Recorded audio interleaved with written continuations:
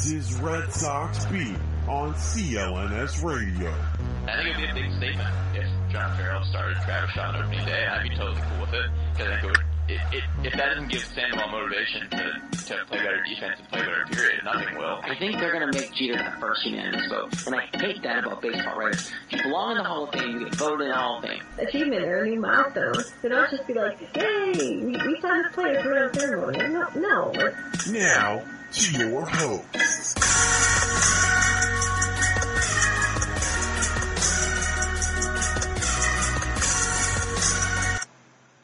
Alright everybody, welcome on into Red Sox Beat this week here on CLNS Media, the leading online provider for audio-visual coverage of your Boston Red Sox. And you can follow CLNS on all platforms of social media, Twitter, at CLNS Media, Facebook, CLNS Media there. And of course, follow us on iTunes and rate, review, subscribe to us. Follow us on Twitter at @RedSox_Beat. And if you can't tell by now, I'm not Jared Scally. He is not here this week, so it's me, Lauren Campbell, here with Jess Thomas. And Jess, how are you this week? Good. Had a lot of baseball, exciting baseball, and terribly horrendous baseball in the last week. A lot of stuff to cover. Yeah, a lot of stuff to cover, and it was a wild week. It was up and down, and it was just, I don't know, my heart sank, my heart was happy. It was just a wild week, all in all, for the Sox. Sure was. So we'll start a little recap here. I don't have Jared to throw it over to me, so we'll just get it going here. And start with the good, which was Tuesday against the Yankees. This matchup was Drew Pomeranz versus Masahiro Tanaka, and the Red Sox knocked Tanaka around just like everyone else has this season. Tanaka has a horrendous ERA. It's 6.55 currently after that start. He gave up 5 runs and 5 hits in 5 innings. Lots of 5s for Tanaka. The Sox got up early on a fielder's choice in the first, and the Yankees tied it at 1 in the second. But then it was home run party. Mitch Moreland hit a 2-run homer in the fourth, followed by Hanley Ramirez right after him, back-to-back homers. That was 4-1, and Benintendi made it 5-1 with a home run 1 inning later in the fifth. Unfortunately, the Yankees came back a little bit. Chris Carter hit a home run, and then Didi Gregorius hit into a double play for a run, and then struck out, reached a wild pitch, and they scored a run that way. And that was 5-4. That was in the 8th inning, but the Yankees could not score again. Pomeranz lasted 5 innings, 6 hits, 2 runs, 1 earned. Once again, a lot of pitches for him, 123 in 5 innings, but he kept the Yankees down. The bullpen didn't blow it completely, and Craig Kimbrell came in for a 4-out save and got 5 strikeouts because of the wild pitch in the 8th. So he got more strikeouts than he got outs. So good offensive game, good enough at least, and then at least Pomeranz kept him in the game. Yeah, it was definitely, Kimbrell, there's nothing this guy can't do this year. I know we've talked about him week after week on our show, and he's just definitely a bright spot for this team right now. But I know you mentioned Pomeranz throwing a lot of pitches. Do you have any major concerns about him right now? I mean, yeah, he throws too much. I think that they think that there's something wrong, not necessarily like injured with his arm, but like he's not able to get like the right torque on his pitches to like make them like hard enough to get the guys out, so guys foul off a lot of pitches, which in turn makes them throw more pitches. So like it's not like he's hurt, but he's not like getting the right angle on the pitch, but he's still pitching okay. So I'm not sure there's something to be concerned about. I mean, obviously it's a little concerning because he's had arm problems in the past, but obviously, I mean, they're going to need him to get deeper into games to be more of a solid starter, but I'm not that concerned. Well, that's good. I mean, my only concern is that I don't think he looks confident, and I know it's hard to look confident on the mound when, you're throwing a lot of pitches through not a lot of innings. People are fouling ball after ball off on you, and, the runs he's giving up, it's not the Pomeranz we saw early in the season, but, I mean, I'm not too concerned. I'm more concerned for our bullpen if he can't get deep into games. Yeah, I mean, you got to go more than 4 or 5 innings. 123 pitches in 5 innings is insane. That is absolutely ridiculous. way too many pitches, unfortunately. So, but it was a win, regardless. So 5-4 win, which was excellent, and thank God, because the rest of the series was absolute garbage. Starting with Wednesday, an 8-0 Yankees win over Rick Porcello. CC Sabathia got the win. He went 8 innings, gave up 5 hits, no walks, and 5 strikeouts. He was dominant. Porcello, not so much. 6 1/3, 8 hits, 6 runs, 5 earned, 5 strikeouts. Did get him through 6 1/3 innings through 103 pitches. So, unlike Pomerantz, he got a little deeper into the game, even though he didn't pitch well. But really, the big inning in this game was the 4th inning. It was 1-0 going into the 4th after Gregorius hit a home run in the 3rd. But Gary Sanchez hit an RBI single to make it 2-0, and then Chris Carter blasted a 3-run homer to make it 5-0, and the Sox couldn't do anything after that, or before that for that matter, but the Yankees tacked on 3 more after that. I think this game was, yes, Porcello did not pitch well, and he gave up that big home run. Other than the home run, I don't think he pitched that bad, but obviously the problem in this game, as has been documented by a lot of people, is that 5 through 9 in the order, was Sam Travis, Sandy Leone, Josh Rutledge, Jackie Bradley Jr., Devin Marrero, and Chris Young hit second. This lineup was absolutely awful. Yeah, when it came out, I was just like, what is going on? Like, Chris Young second, 5 through 9, like you said, it was just a garbage lineup, and obviously it showed because they didn't push any runs across the plate, and it was just an extremely frustrating game, and especially for Porcello, because he didn't pitch awful, like you said.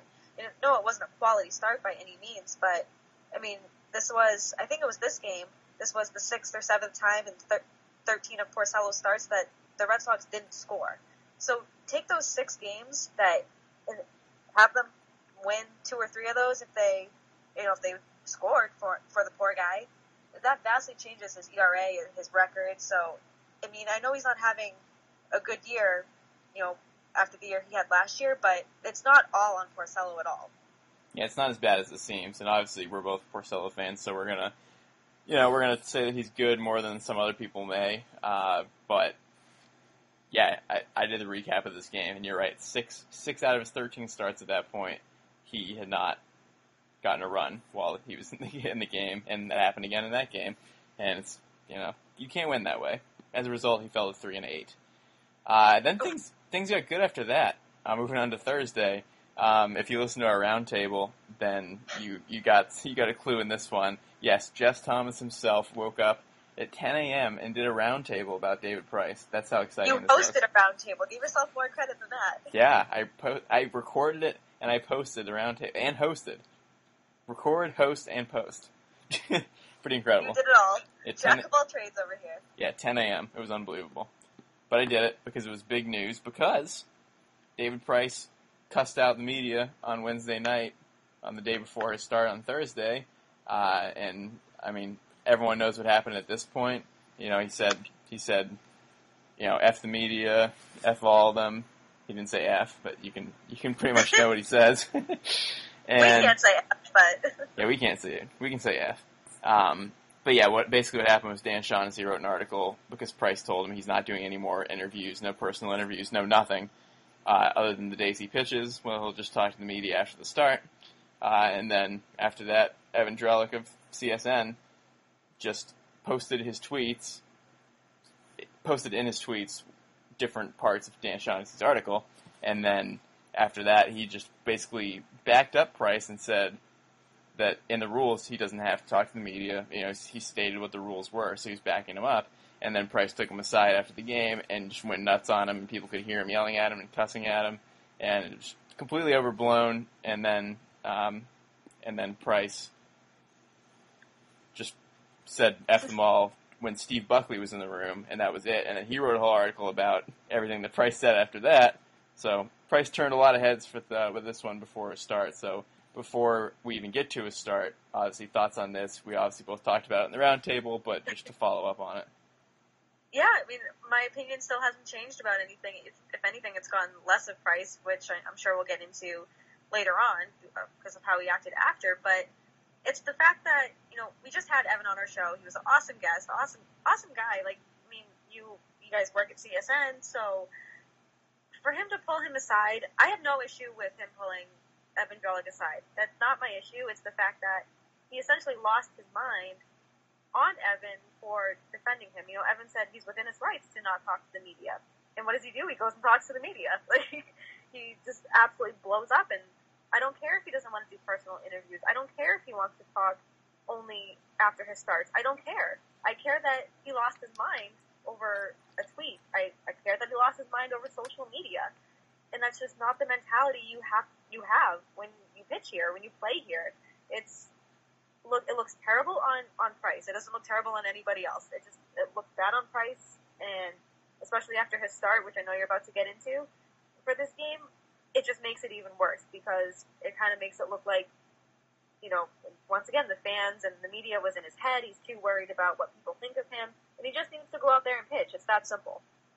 He needs to grow up, what he needs to do. He's just, basically whatever he says, think the opposite. Like he says, like, oh, I'm not going to talk to the media, and then he goes and talks to the media. He says, like, oh, I'm not looking at Twitter every day, and then he goes and looks at Twitter and freaks out at somebody about it. It's like whatever he says is literally the exact opposite is what's true, which is maddening. What gets me, too, is that whether he was, like, shown the tweet or if he went and searched, which I'm sure he went and searched, he had to go and search his name because Evan didn't tag David Price's Twitter handle. No. So to sit there, it reminds me of, like, Erin Andrews does this. She goes and searches her name. Like, who cares? No matter how good you are, I'm sure people hate Chris Sale, and I'm sure people hate Dustin Pedroia. Dustin Pedroia didn't go search his name on Twitter after the whole Manny Machado thing. Like, come on. It drives me nuts. Yeah, the guy's soft. He's not made for Boston. This is not the place for him. He should have signed with St. Louis, but we're stuck with him for now, unfortunately. I lost a lot of respect for him with this, like I said in the roundtable, and he's still not pitching well as a result, which is even more maddening. So he pitched that game on Thursday, and he got absolutely smoked. He gave up 8 hits, 6 runs, 4 walks, and only 4 strikeouts in just 5 innings. He threw 107 pitches in 5 innings, did his best Drew Pomeranz impression, and he was completely outpitched by Michael Pineda, who went 7 innings and only gave up 1 run, and it was unearned, and 4 hits total, 8 strikeouts. The Yankees got up early and often in this game. The big blasts were 2 Gary Sanchez bombs. He had a 3-run homer in the third, and he had a 2-run homer in the fifth. That was 6-1. Brett Gardner added on with a home run of his own in the eighth to make it 8-1. 9-1 was the final. But really, the offense was terrible again. Yes, we know that. But Price put him in a deep hole right away. And, I mean, the worst part, I think, with this is not even how many runs he gave up, but he's all over the place. 4 walks. Not good. No, it's not. This is not the David Price that we know. He's not the same pitcher he was with Tampa or any other team for that matter. And it's maddening because we know he's a good pitcher. We know what he's capable of. We've seen it. We've seen it firsthand. And for whatever reason, obviously he's not mentally tough enough to play here. He can't get it together. And I don't know if it's, the media. I don't know if it's because Boston is such a different market than anything he's played in before. And I don't know what's going on. 4 walks isn't like him at all. 107 pitches, not a lot of innings. Again, like you said, best Drew Pomeranz impression. It's the only way to describe it. And I hate thinking like, okay, maybe, one bad start, whatever, I'll let it slide, but it was so not David Price, and it's frustrating because, they obviously invested a lot of money in him and then he started this season injured, and I can just see this going downhill even faster and faster for David Price as it gets deeper into the season. Well, the weird thing about this game is that, like, it didn't seem like last year, like, he picked at the corners a lot and didn't get some calls, but it didn't seem like he had that many walks, but it's just, like, since he's come off the DL and since the whole meltdown and everything, his control's been, like, just very off, and, like, that's not what he said, not what he used to be with Tampa Bay, Detroit, and Toronto. It's just, like, he was known as, like, the pinpoint control guy, and now he just, like, can't even find the plate, and he's all over the place, and it's not good. It's a shame. So that was... No, and he's 31, so he shouldn't be, like, hitting a plateau right now. He should be really hitting a stride and kind of being the best pitcher he can be right now. If he was 35, 36, yeah, I'd expect something like this, but he's young. This is when he should be great. Well, he's certainly not great. And as a result, the Sox lost 2 out of 3 in that series. So actually, Jared got that right as well. We both picked win 2 out of 3. He picked lose 2 out of 3, so we'll give Jared some credit for that.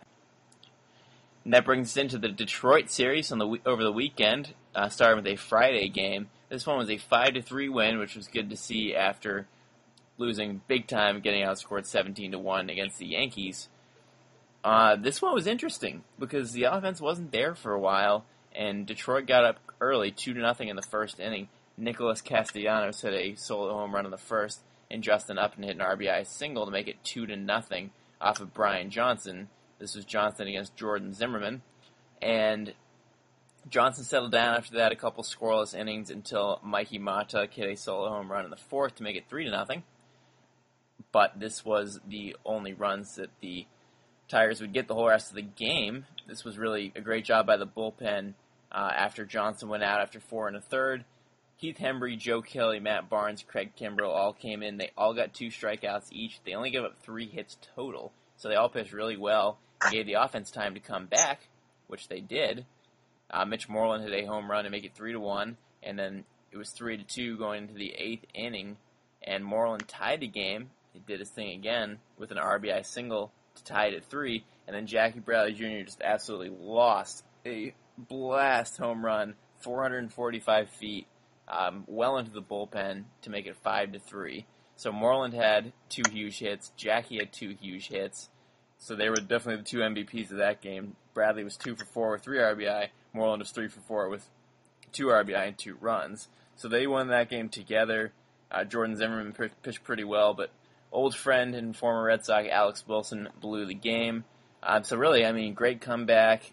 Brian Johnson didn't pitch that bad. The bullpen was great. So really good win after completely being absolutely awful against the Yankees.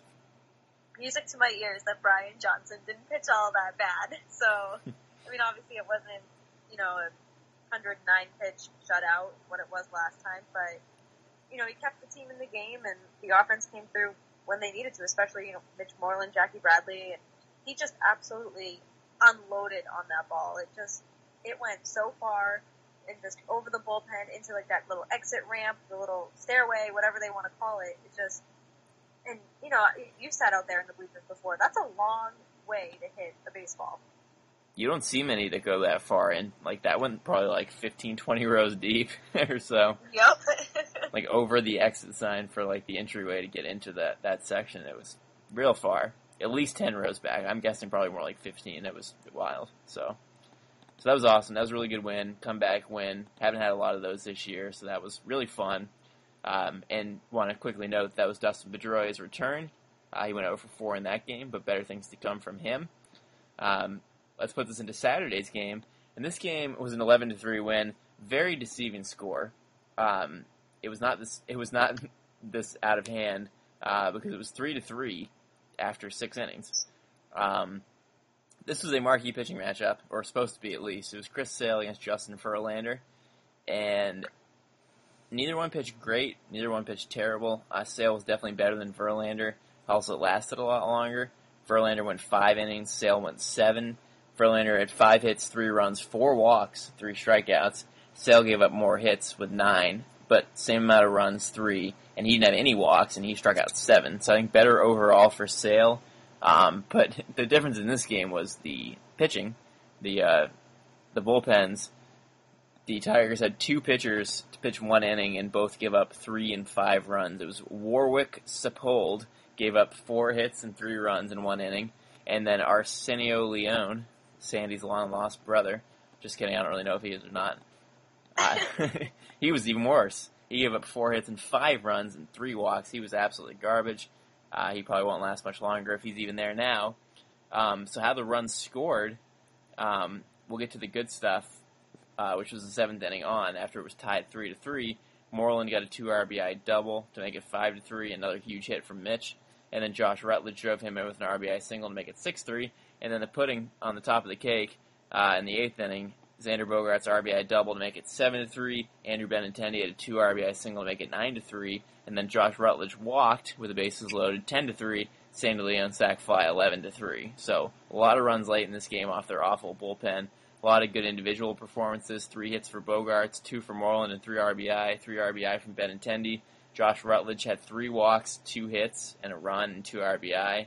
That was like the stat line he had. Like hadn't been done since Johnny Pesky in the 40s. Pretty crazy. He reached base 5 times without getting out.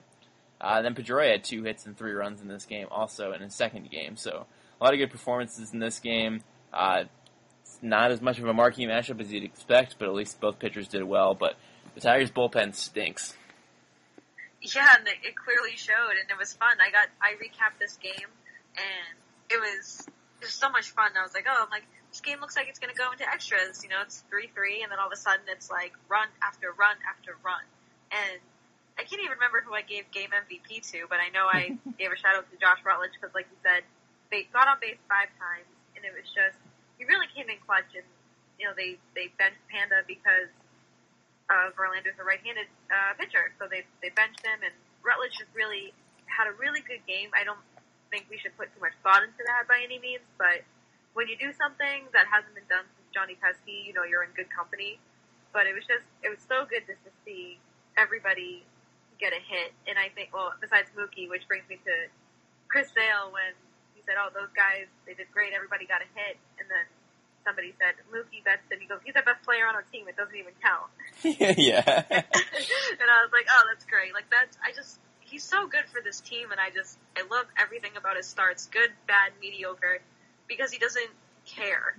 And, obviously the offense really shined in this game, and whether it was, a mediocre start, if that's what you want to call it, for Chris Sale, it got overshadowed because we scored 11 runs in that big 7th inning. So I don't care how he pitches. We got 11 runs and we won the game. Exactly. And I mean, really, with Rutledge, he's been underratedly very good. Like, he's been pretty solid for this team in, playing every other day, every third day or so. And he's put up some good numbers, really. I mean, at this point, he's hitting 259. He's got 9 RBI, 9 runs. So, like, nothing to go crazy about. But, like, he's been solid for the team. He's played some good defense. So, good for him for stepping up, especially in this game.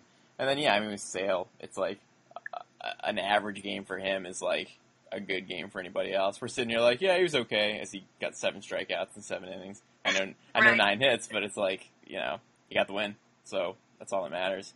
And he's 8-2 now, and his ERA is under 3 at 2.97. So I think he'll go through another stretch where he locks down and he pitches like really well, like he did at the beginning of the season. Obviously, he hasn't been as good recently, but still quality starts 95% of the time, and he's 8-2, which he should be. So it's good to have him. It's good to have a good offense, and both these games were good games to have after that Yankee series.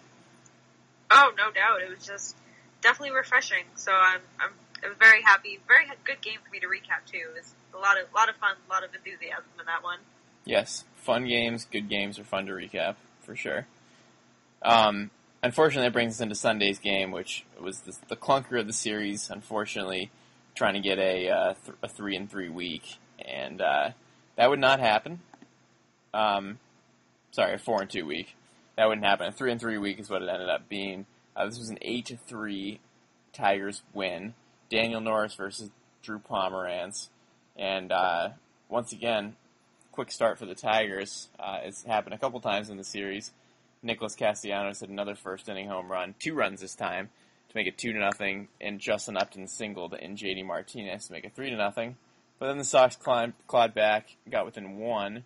Hanley Ramirez RBI single, Dustin Pedroia RBI double in the first and third innings to make it 3-2. And then Justin Upton hit the big blow. He hit a grand slam off the right field foul pole to make it 7-2 in the 5th. And then 2 more runs would score, 1 for each team, to make it 8-3 final. Sox had plenty of hits. They had 12 hits, with 2 hits coming from Betts, Pedroia, Ramirez, and Bradley Jr., but not enough runs. Pomeranz just gave up that big grand slam, which was the killer. He ended up going 4 1/3 innings, throwing 93 pitches again, but really, he came out of the game because he wasn't sharp. He just wasn't good. And obviously, grand slam will do that to you. Norris was definitely a little bit better, but just, it's hard to overcome grand slams, and that was the story of this game. Yeah, when I saw the grand slam, when I saw the ball leave the park, I was just like, ugh. I was like, it's so hard to come back from that, whether it's, 4-0, 7-3, like, no matter what, like, you're going to be down by at least 4. And that's hard enough to come back from. And it was just, I wanted them to go for this. Of course I wanted them to go for the sweep. It would have been a hell of a way to end that series, but it was just, they were outplayed by that 1 run, and it was just, that 1 run, those 5 runs. but it was very frustrating because it was just kind of like the offense just kind of like, what happened? What's baseball?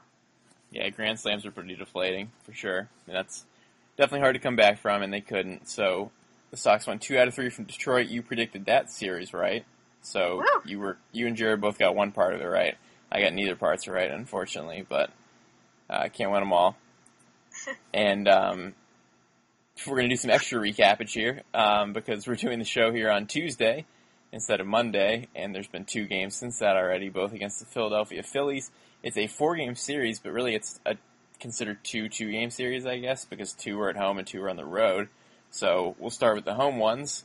Obviously, we didn't predict these games because we should have been doing the show earlier, per se. But either way, we'll take you through those games, too, because they were awesome games. I mean, not awesome in the sense that they shouldn't have been this close, but awesome in the sense that they were awesome because of walk-offs. So we'll start with Monday, yesterday as recording time here. 6-5 win in 11 innings. This one was a Dustin Pedroia walk-off single in the 11th inning off Casey Fiend, and it was awesome. It was a great celebration. But before we get into that more, we'll take it back to the beginning. Rick Porcello against Jared Eichhoff. And Porcello, once again, not good. 6 innings, 10 hits, 5 runs, 1 walk, 4 strikeouts. But really, not to keep beating a dead horse and backing him up when he doesn't pitch well, but he threw 114 pitches, got him through 6 innings, and 4 of the 5 runs he gave up were in the first inning. So he just had a bad start. They got a couple hits in a row, made it 4-0, and then he settled down, made it through 6, only allowing 1 more run the whole rest of the time. And meanwhile, the Sox clawed back. Benintendi hit a home run to make it 4-1. A couple runs later, and a Mookie Betts double, and it was 4-4. And then the Phillies got a run right back in the 5th to make it 5-4. Hanley Ramirez blasted a solo home run in the 8th over the Monster, which tied the game at 5. Huge hit for him. And then Pedroia had his RBI single in the 11th inning. So, once again, I'm not being hard on Porcello because he kept him in the game after a terrible start. And, I mean, to come back from being down 4-0, I know the Phillies are the worst team in the league, but it still happened, and the Sox outlasted them long enough to snipe him in the 11th inning. Yeah, it was great, and I'm going to give a shout-out to, Mike Sedapani, because he ended up not being able to do the recap, and so I took the recap. So I was like, I don't want to recap a loss. A game went longer in the extra inning, so I'm like, it's going to be a late one. But it was so much fun. I was so amped after it, because I don't know if it was more so the walk-off feel, or if it was Pedroia's reaction, just like, Dave O'Brien was like, he's running for his life, and it was just, he jumped into the arms of Hanley. Robbie Ross is throwing water on him, and he's smiling. He looked genuinely happy, and I think that's what made me the most excited. That's the excitement I love from this team, and I just love, and of course a walk-off win. You have to get excited. It's an exciting game that came back, and for Pedroia to the opposite field, and for him to come up big like that, he hasn't really had a big clutch hit in a while, so. That made me real happy. I couldn't believe it's been 7 years since he had a walk-off RBI. God, I was 20 years old the last time he had one. I was 18. Wow. Crazy. Yeah, that was awesome. That was a great walk-off. 4 hits for Betts in the game, 3 doubles. Pedroia had the 2 hits and 2 RBI. Benintendi had 3 hits and 2 RBI. Moreland had 2 hits. Great game all around. And once again, we should point out excellent bullpen work. We got an inning each from Joe Kelly, Robbie Scott, and Craig Kimbrell, and then Matt Barnes pitched 2 innings, gave up 3 hits, and got into a couple jams, but he had 5 strikeouts, which was huge. So, bullpen again. The bullpen's been good all year, really. I mean, you can't complain about them. No, and it's great, Matt Barnes, especially with those 5 strikeouts, came in clutch, because, I mentioned in my recap, it's kind of a nervous feeling when he gets on the mound, and then he got himself into those jams, and I'm like, great, here goes the game. But he really came up big, and that's exactly what I wanted from him. And to see his excitement, it was just fabulous. Yeah, that was a great win. So, start off the week well, which was great to see. Which brings us into Tuesday's game, which was tonight. And by golly, it was another walk-off. 2 awesome walk-offs against the Phillies at home. Not ideal against the worst team in the league, like I said for the first game. But, hey, it got the job done either way. This one was a 4-3 final, and this one was in 12 innings. So we had an 11-inning game and a 12-inning game.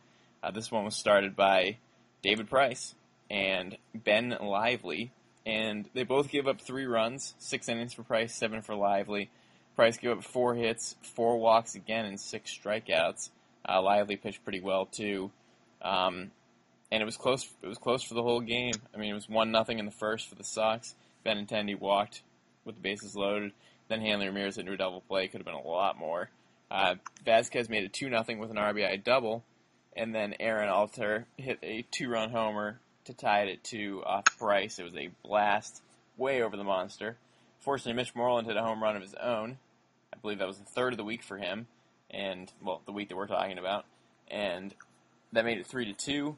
But then Michael Saunders hit a fielder's choice, and the Sox couldn't turn a double play, and the Phillies tied the game at 3. And that was in the 6th inning, and nobody scored after that until the 12th when Andrew Benintendi hit an RBI single to right. It was almost a home run. It was right in front of the wall, which was following Mitch Moreland, who had just almost won the game with a home run of his own off the top of the monster. So 2 near wins there. Benintendi got the job done for his 3rd hit of the game, 2 RBI.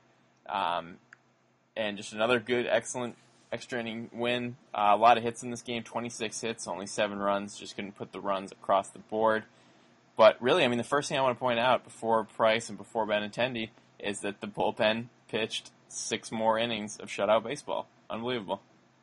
Unbelievable is right, because, I get nervous when the pitchers can't go more than 5 innings because, we have to go to our bullpen so early, and I don't want them to get overworked. We've seen when our pitchers get overworked, just how crappy that can be. So it's just amazing. They seem so just like brick wall and just dominant that they're so good. And it makes me extremely happy because we don't even have Carson Smith back and Tyler Thornburg, which who knows if we'll even get it back this year. But it makes me happy that we're not relying on somebody to come back and being like, oh, welcome back, save our season. So it definitely gives them a lot of wiggle room, especially the All-Star break's coming up in 5 or 6 weeks now, so it's just so good. So such a positive thing because, I know we did have some questions kind of going into the season about the bullpen, but they're everything that they need to be.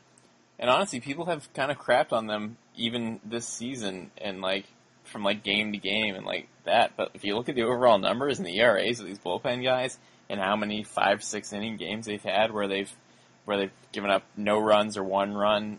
There's been a lot of them. So, I think people who are negative about them haven't been watching the games enough because they've been lights out every time, and it's a great combination. Scott, Hembry, Boyer's been pitching great. Abad's had a really good season. Kimball's obviously been untouchable. Barnes has been really solid. It's a really good core. Joe Kelly.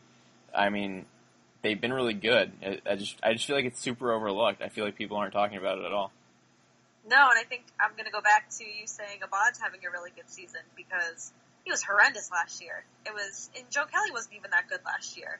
So to see, Joe Kelly whipping the ball at 102 miles an hour and to see Abad come in here and just really just turn everything around because he was so awful last year, where now it's like, all right, we can trust him coming into these kinds of situations. So all around, I do think they're being overlooked because there's other things going on with this team, but absolutely this bullpen has just been really keeping this team in a lot of big games. Yeah, Abad won tonight. It's 2-0 now, and his ERA is 2.79. Let's get to Price. I mean, 6 innings, 4 hits, 3 runs, 4 walks, 6 strikeouts.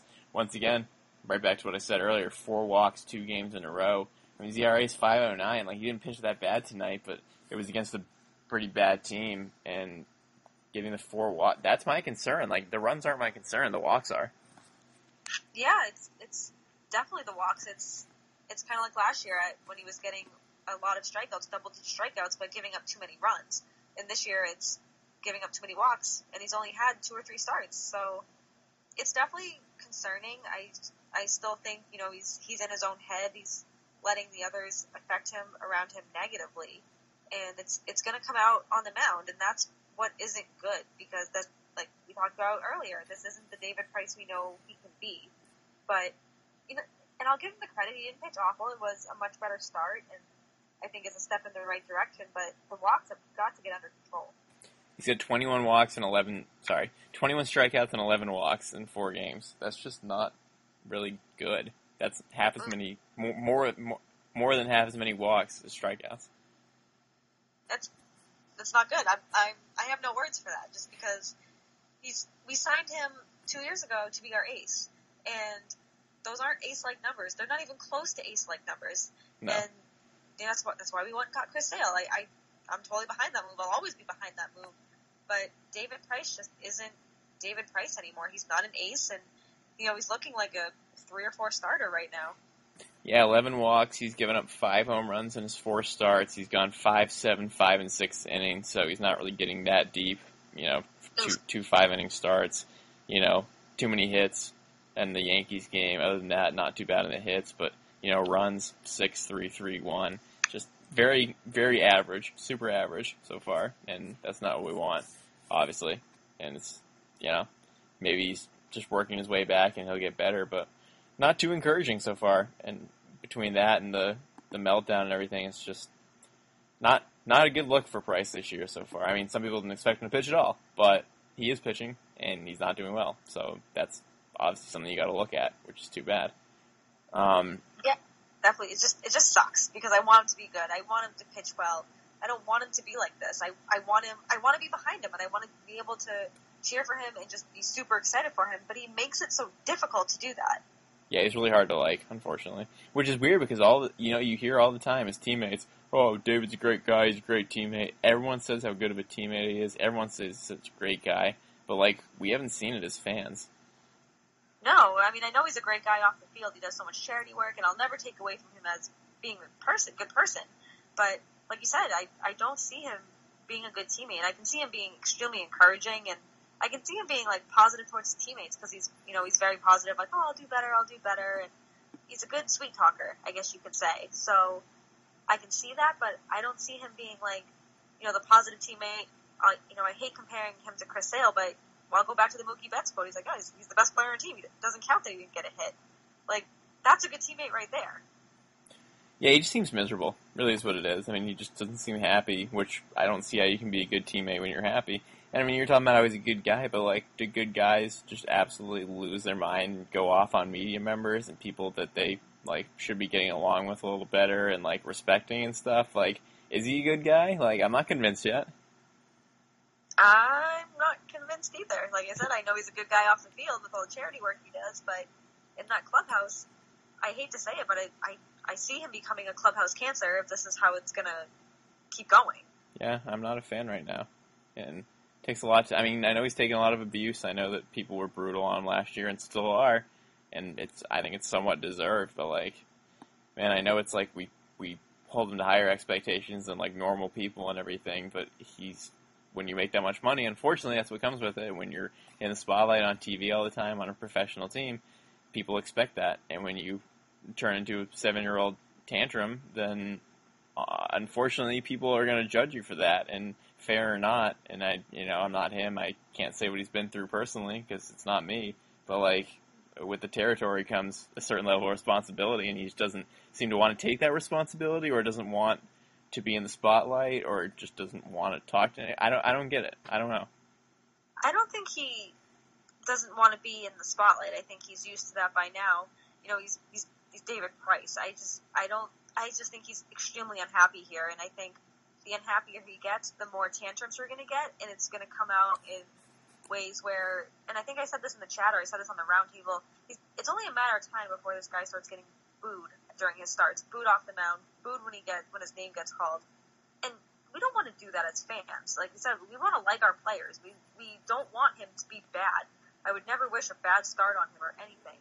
I just want him to be good. And I know that if he goes out there and he gets booed, he's going to lose his mind, and it's going to be terrible. Tonight was his first start at home of the season. The first 3 were on the road, so interesting. Oh, that's right. Interesting tidbit there, yeah. I mean, I didn't really notice anything specifically oh, this is a home start, this is happening, but a couple bad starts, and it's gonna happen for sure. That's Boston for you. So, David Price aside, the Sox are now 36-28, which is a pretty solid record, getting better and better every day. They've won 4 out of the last 5 games, so we're in a good little stretch here, and feeling good about the team. And that brings us up to this point. So we'll give MVPs for the week. And we are giving, this week, co-MVPs. One to Dustin Pedroia, because he came back from the DL. And even though he didn't play the first couple games, we're including these last few games in the week because we're talking about it. But Pedroia came back, and after his 0 for 4 night on Friday, he's gotten 2 hits apiece in each of the last 4 games.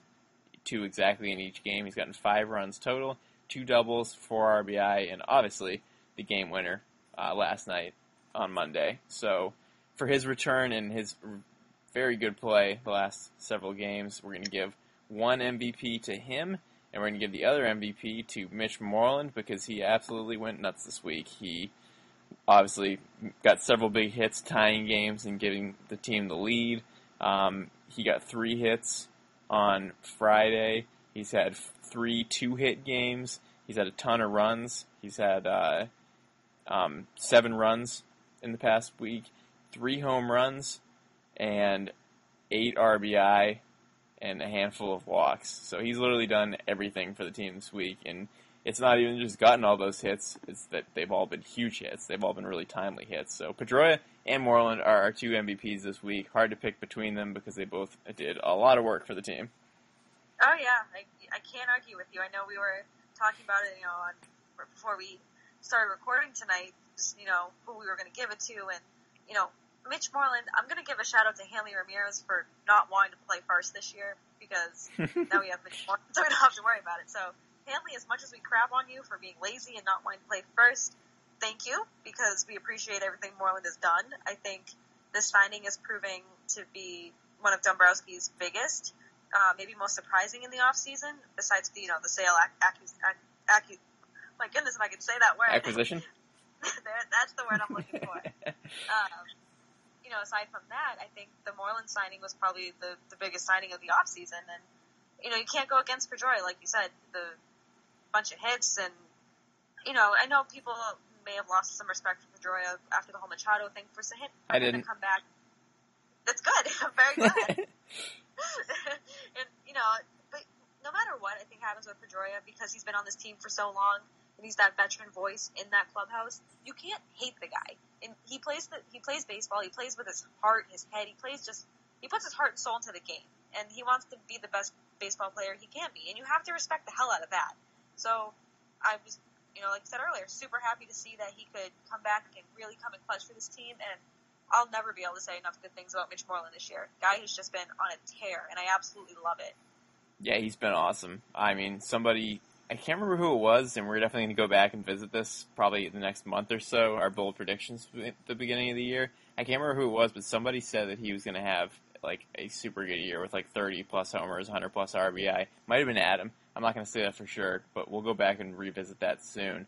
But he has been absolutely great, everything we've wanted, and a lot more. So whoever said that prediction was definitely on the right page there. But no doubt for both these guys, huge contributions this week. Yeah, like I said, you cannot go wrong with picking those two for MVP this week. And with that, our co-MVPs, your recap, and our opening segment was brought to you by our good friends at the SeatGeek ticketing app, the smartest and easiest way to buy and sell sports and concert tickets. And you can get a $20 rebate on your first purchase by downloading the free SeatGeek app to your phone. Go to the settings tab, click add a promo code, and enter the code GARDENREPORT, all one word, for your $20 rebate. And so SeatGeek knows who sent you, your friends at Red Sox Beat. So, if you don't have a promo code, enter Garden Report to get that $20 off. Jess, I know you and I have used it. We've both gone to a handful of games, and it's just been awesome. Yeah, it's a good app. It's very helpful. The $20 off is great. Got that in the first game I went to this year. Actually, it's the only game I've gone to so far, but that'll change soon. I'll be going to more for sure at some point. It's been a busy 3 months here. I don't hold a candle next to the amount of games you've gone to this year. I don't know why I thought you've gone to more than one, but maybe just because I think people should go to 7 a month. But right. Well, I usually do. I'm usually at 5 games a month for April, but not this year. So someday I'll go to more, but I've been to enough in my life, I think, for several years. So I'm all set with that. But you would hate to go to a bad David Price start. I understand that. You don't want to risk that. And speaking of people who are having bad starts, we're just going to jump right into Pablo Sandoval. And he's kind of been a bust so far since his return, and he's kind of been a bust since we signed him. It sucks because I was so happy we signed this guy because, you know me, I have a soft spot for the Giants because they're my NL team. I've got some connections out in the Bay Area, but I don't understand why he can't play well. I don't know if it's the American League. I don't think it's Boston being at all. I think he's mentally tough enough. I don't think it's a David Price kind of thing. I don't know what's going on. I don't know if there's something deeper with an injury. And obviously, his knee injury. Knee injuries are incredibly hard to come back from. You need your knees for so much. So I get if he doesn't want to put 100% trust in that. And I know he's made some good plays too. He made a really nice stretched out catch the other night. He's made some really good plays, but for every play, I swear he makes like 2 errors. So it kind of just erases that. So tell me, Jess, what's going on with Pablo Sandoval? I just wonder if he's not even good anymore. Like, is he just not good at baseball? Is this the end of Pablo Sandoval as we know it? I don't know. If it's still an injury, like, how many times can this guy get injured was my thought. So I hope it's not an injury because it's just like his entire career here is just like plagued with injuries and terrible baseball. So I hope it's not that, but if it's not that, then it probably just means he's terrible at baseball, which is also not good because we signed him for 5 years to be good at baseball, and now he can barely even get in the lineup. So it's majorly concerning. He doesn't play every day anymore. They don't trust him against left-handed pitchers. They don't trust him in the field. His average is down to 211. It got down as low as 205. He had 3 straight 0 for games, 0 for 3, 0 for 4, 0 for 4. He's just not good. His numbers are terrible. He looks uncomfortable. He can't field for crap. He can't hit for crap. So, unfortunately, as I said at the beginning of the season, this is his time. We shouldn't be worried about third base. Then he got hurt. Now he's back, and he doesn't even have the spot guaranteed. I mean, how long is this guy going to last here? It's like, how long can you not play the guy, not trust him in any situation, and sit here and watch him hit 211? I mean, it's terrible. It is terrible, and it's so frustrating because I love this guy. Like, I want to just support him and be behind him, and I kind of comparing it to our love for Clay Buchholz last year, where it's like I'm just holding on, just hoping and praying that this guy will be good because I know he can be good, and I don't want a shortstop situation to happen at third base where we're just cycling through third baseman. We can't find a third baseman, and I'm sure the situation would be completely different if Hernandez wasn't hurt. And, Rutledge, you said earlier, vastly underrated this season, but he's not an everyday player. Brock Holt, who knows when he's going to come back, and it's just a mess at third base because our $95 million third baseman can't play. And I sent you the screenshot where I was searching his name on Twitter last night. I was hoping my fun fact could be about him, and it was just so much hate from media, from fans. It was F you, Panda's garbage. Pablo Sandoval can't play at the MLB level. Just, I couldn't find one good thing. I'm like, okay, well, I guess my fun fact will have nothing to do about Sandoval. And it's so discouraging because I was really hopeful for him this year because he really seemed motivated to be better, and I believed him, and I still think he's motivated, but I think when he's getting benched regularly and it's clear that John Farrell doesn't trust him, it's going to cause him to lose confidence, which is going to result in the errors he's making, and I'm sure the errors he's making, it eats at him too, because he doesn't want to be bad, he wants to be good, and he's played in big markets before, he's been under pressure before in that spotlight, so it's so frustrating. Like, I can't pinpoint what it is that keeps me holding on to him to be good, but I'm still holding on hope for him. Yeah, you're the only one. I have no hope for the guy. I know. I'm sure Jared's holding on too. Jared loves Panda. Yeah, I don't even know if he can hold on hope anymore. He's been so bad. It's kind of hard to do. We'll check in next week. Oh no, I won't be here next week, but check in with him for next week. Yeah, I'll have to see where he is on maybe he'll have a good week, or maybe he'll be even worse and never play. It's hard to know with him. So yeah, I mean he's just maddening. I was so excited when we signed him. I thought it was going to be a great signing. I was like, this is awesome. We're getting a great player. And he's been nothing but a huge disappointment, and he continues to be. And he's even worse than he was his first year here. He's just terrible. So he kind of knocked out all hope pretty quickly for me, and he's done nothing to gain it back, and he's gone in the negatives for gaining it back. So he's going to basically have to hit like 500 the rest of the season if he wants me to hold on to any hope for him for the rest of his career. I'm pretty much done with the guy. Well, Sandoval, if you are listening, please hit 500 because I want a good Jess rant, like a very positive Jess rant, how good he is and just how pumped you are. So please, I'm begging you, just hit 500. Just this season. You can suck the rest of your career. Just hit 500 this year. Not going to happen. No, it's not going to happen. But something else that might not happen this year is Tyler Thornburg pitching in this bullpen. He came out today and he's still experiencing shoulder issues, but surgery has not been recommended yet. I'm no doctor, but as someone who pitched before, I played softball. I've had shoulder issues. I think I've had every kind of issue in the book, but I would, if you're still having issues now, whether it's because of the throwing program or whatever you did to screw up your shoulder, wouldn't you want opt for the surgery at this point if they're not really releasing anything else? Yeah, I mean, it's been so long, and they still, like, have no idea what's happening, and they, like, don't know why he's having shoulder issues. So, like, clearly something's not right, and usually the answer to that is surgery. But I'm going to make a proclamation right now. There's no way in hell this guy's pitching this year. Yeah, I've held on to hope for this guy, too, to pitch this year, and I think after today, it kind of dwindled. I was just like, nope, I don't see this guy, and if for some miracle happens that he does, it won't be until the playoffs.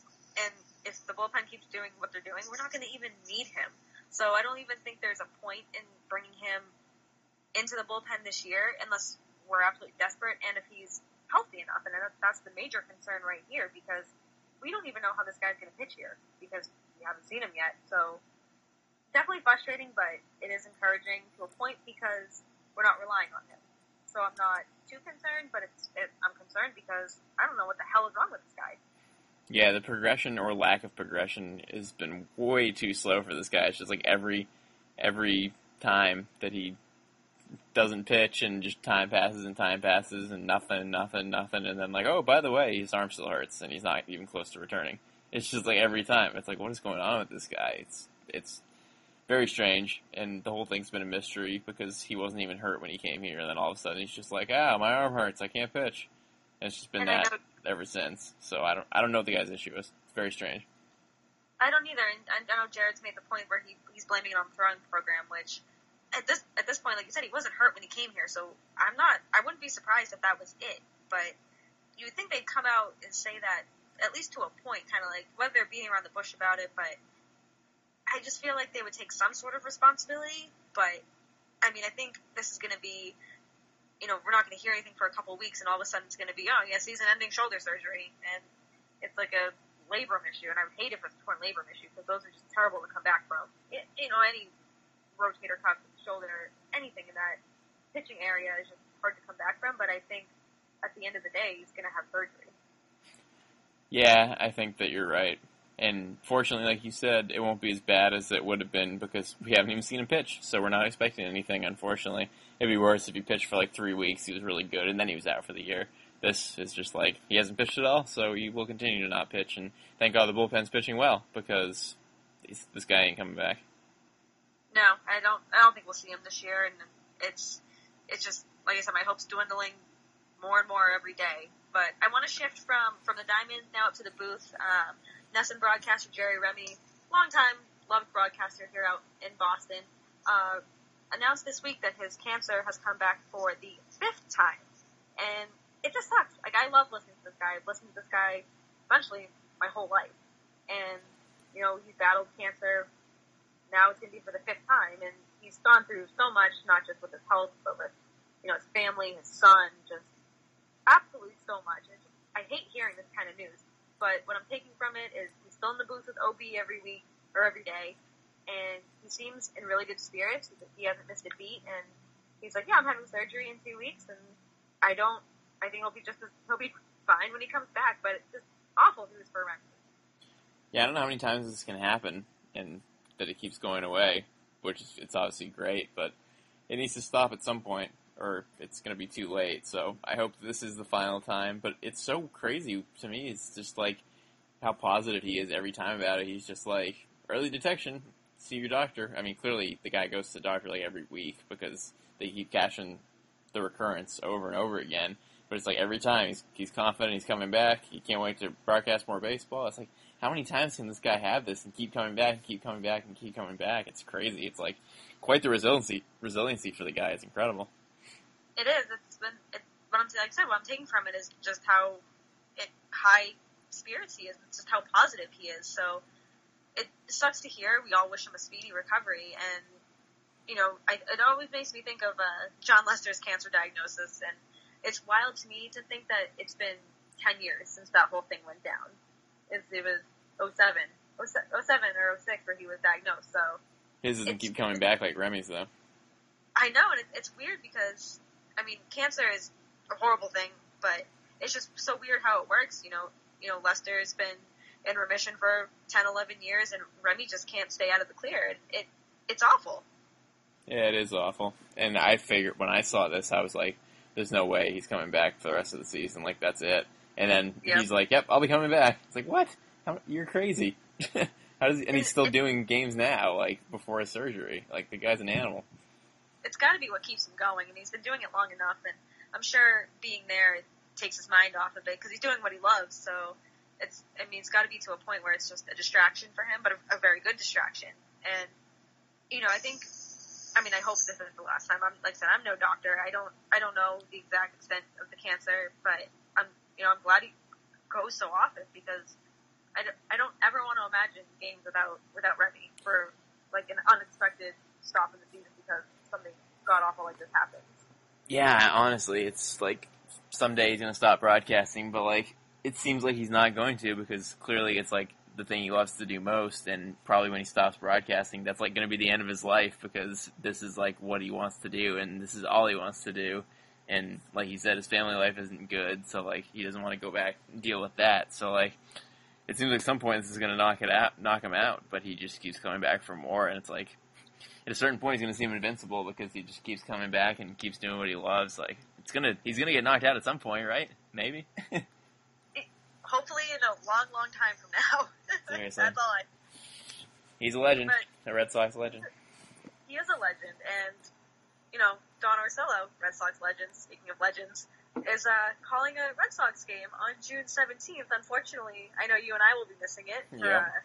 I'll be getting ready to celebrate my brother's wedding, and you'll be celebrating your brother's wedding. So, you know, good reason we're missing it. I'm not complaining, but I'm going to be so happy to just be able to hear his voice again.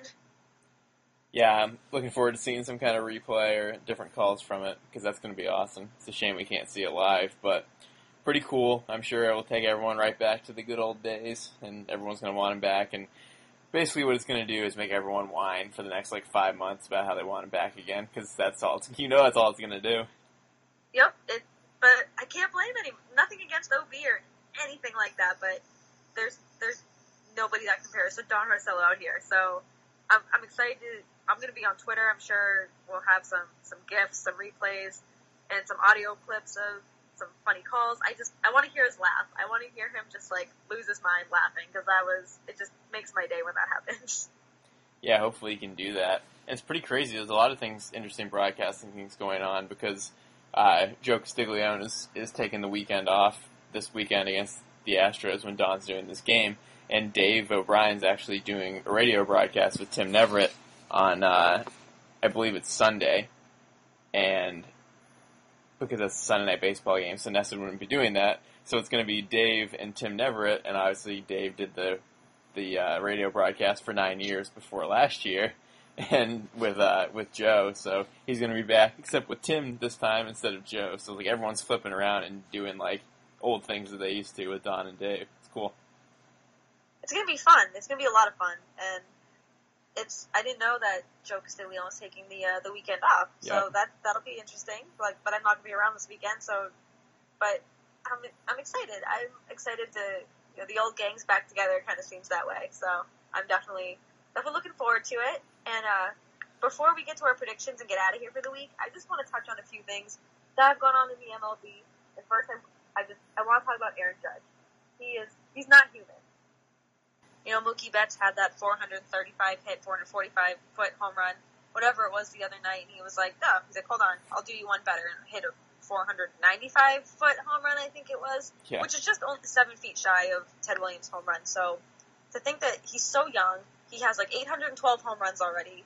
He's just amazing. And I know Nick Quaglia put out a tweet that said he needs to know what lab the Yankees produced him in, and he needs to know now. And I got a good kick out of it because it's true. Like, who is this guy? Where did he come from? Like, do you think he's peaking too early, or do you think that this is like, you know, the Andrew Benintendi of the Yankees? Yeah, except a lot better. Yeah, much better. Well, I mean, yeah, he was drafted pretty late in the first round, apparently, in 2013. A lot of teams passed on him. Apparently the Red Sox passed on him as well, which is a shame.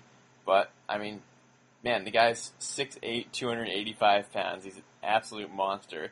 And obviously every inch and pound of that body's put into hitting absolute bombs. And 495 feet is insane. And he's just doing something every day. He's had 2 homers, 4 homers in 3 games. Hitting the longest home run, like from the StatCast era almost, and he's already, you know, he's the leading vote getter for the All-Star game, so things are coming at this guy real fast, and boy, if he keeps this up, I don't know if he's peaking too early, but if he keeps this up, then they have definitely got one of the best players. If he can keep doing this, and if this isn't like fool's gold, like he's got to be one of the best players of all time. If he keeps this up, between his size, how many home runs he's going to hit, like whoa, it's scary. Very scary. And I'm going to throw 2 quick questions at you about Judge real quick. If he stays on this path that he's on this season, does he win the MVP? And is it only a matter of time before the league starts drug testing him? To your second question, yes, like right away. They're going to drug test him probably all the time because they're going to be like, this isn't possible. You can't be this good. First question, yeah, I mean, at this point, his average is 347. He's got 22 homers and 49 RBI, so he's on pace for some pretty monstrous numbers. So I don't think there's any way that he wouldn't get MVP if he keeps up what he's doing. I think he's probably first right now as it is with those numbers, and if he hits like 50, 60 homers, hits like 330, 140 RBI, he's definitely getting it. Oh, I mean, I can't argue as much as I want, you know, Betts to be in that. Betts will be in that conversation, but Judge can just do it all, and it blows my mind. If the league's gonna drug test Eric Thames, you know, early in the season, it's like they have to be getting ready to drug test this guy. I think if he's gonna have 30 home runs before the All-Star break. He might even have 35 if he keeps what he's doing. But I can't hate the guy. The only reason I hate him is because he's on the Yankees, but he's so damn good where I have to like him. And it's frustrating because of the team he plays for. Yeah, we don't want him to do well, but 22 home runs is no joke, and he better be in the lab getting tested every day. Yep, I'm right there with you. And let's end the MLB headlines this week on a nice positive note. Pittsburgh Pirates pitcher Jameson Taillon pitched his first game since his testicular cancer surgery 5 weeks ago. He came back, he pitched 5 scoreless innings, had 5 strikeouts. Just a really feel-good moment for him. Yeah, he came back real fast from that. Really impressive. I remember the story just recently. Like you said, 5 weeks ago, he was electing for surgery, testicular cancer.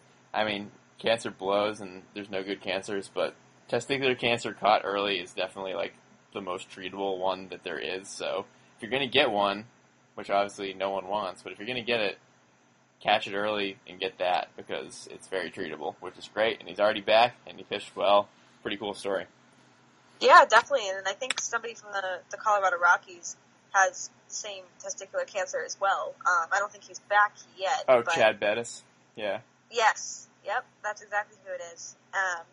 It's so unfortunate, but when I see stories like this, it just makes for, you know, happy ending, whether it's, even if he sucks the rest of the year, he had a really good first start after major surgery. So definitely love it. I love stories like this. It makes me happy. And let's just jump right into the predictions. I know we won't talk about the two games that just happened with Philly because we know we would have predicted that they would have swept the 2 games at home. But let's just they're back at Philly. They're doing a home and home series, and Who you got? What are you doing for the Philly series? Well, now that my knowledge of winning both games at home with the walk-offs, I think it's tough to win 4 straight games against anyone, whether it's a good team or the worst team in the league, as the Phillies are. So I'm predicting a 1-1 stretch here against the Phillies on the road to make it a 3-1 home-and-home series overall. I think that's fair. I think if we lose 1 game to the Phillies, that's really not a big deal because, like I said, hard to win 4 games in a row. Wouldn't be surprised at all if it happened because these 2 games were tough and maybe they'll be pissed that they should have won easier. But I like winning 1 out of 2 for a 3-1 home against the Phillies. I like it. I like the positivity that you put on that. Gonna one up you just a little bit. I think they're gonna sweep. I think they're gonna win all the 4 games, and it really. I just think that they're gonna use these last 2 walk-offs. I know they were long games. Team's probably tired. Now they got to travel to Philly. I think that, but they're gonna just keep building off that. I think this team is really building some good chemistry. I think that they're really starting to put something together before the All-Star break. So I'm staying real positive. I think they're gonna take all 4 from the Phils. And a side note, Hanley Ramirez is not playing first base in the series. So that's just more time for Mitch Moreland. Which is always a good thing. It is always a good thing. And then we have 3 games at Houston, and obviously they are very good this season, but I'm going to stay still pretty positive with the Red Sox, even though Houston's pretty good this year. I think they're going to have a 4-1 week and take 2 out of 3 from Houston. Like I just said, same thing with the Phillies. I just think they're building some good chemistry here. I don't see them going 5-0 for the rest of the games, but a girl can dream. But I'm going to take 2 out of 3 for a nice 4-1 week. Yeah, that's pretty ballsy because the Astros are the best team in the league. They're 44-22, and they're 44-22 after losing 3 straight games. They're on a 3-game losing streak, and they're still that good. So, funny actually, they're worse at home than on the road. They're good in both, but they're better on the road. They've been absolutely insane on the road this year. But I'm picking lose 2 out of 3 because in Houston, to a team that's playing really well. I mean, the Sox are really picking it up right now and playing well, but I think that might be a tough series, so I'm going 2-3 in these 5 games. I expect better than that, but I'm going to stick with that for prediction's sake. But maybe they'll sweep Houston. Put them in the dumpster and really take this winning streak far and get back into play with the Yankees. And I mean, 8 games over 500 right now. It's looking pretty good. It is looking pretty good. So there you have it. That's our show this week. And I think we're going to come back next week and we're going to have an undefeated, nice 5-0, 5 games to talk about. I hope that's the case. I hope you and Jared can talk about a nice, big, positive week for the show. I think it'll be good. And with that, this has been Red Sox Beat, another week, another showdown. Thank you for listening. And don't forget to rate, review, and subscribe to us on iTunes. And another way to listen to us is to download the free CLNS Media app. So for iOS and Android, all you have to do is simply search CLNS Media in your app marketplace for Android or your Apple iPhone. And download the app, listen to us, hear us every week. And we'll be back with you next week. Jared Scally will be back. I will not be on the show, but Justin Jared will absolutely hold it down without me. So for Jess Thomas, this has been Lauren Campbell.